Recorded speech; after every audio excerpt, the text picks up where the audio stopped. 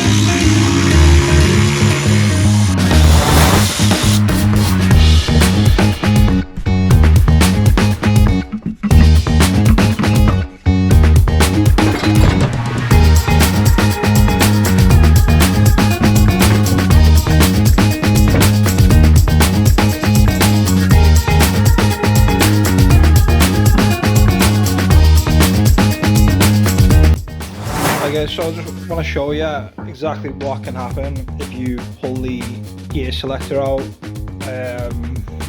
You can pull it in and out. I've pulled it in and out for years. I stopped pulling the gear selector in and out of the gearbox last year sometime because I had a problem. There's a problem that can happen on these where the gear selector knocks the gears over and basically it's a gearbox rebuild job. If you can't do it yourself, you're knackered, but I'll just show you exactly what I'm on about here. So if you're ever doing this job yourselves, do not pull that gear selector out. I know it gives you more room, but just don't do it. It's not worth it if the gears pops out.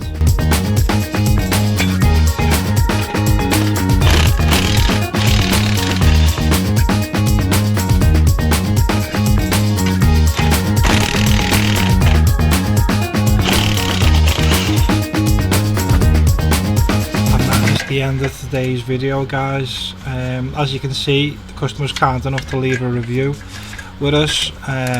If you like the video, hit that like button, hit the subscribe button, and feel free to leave any comments that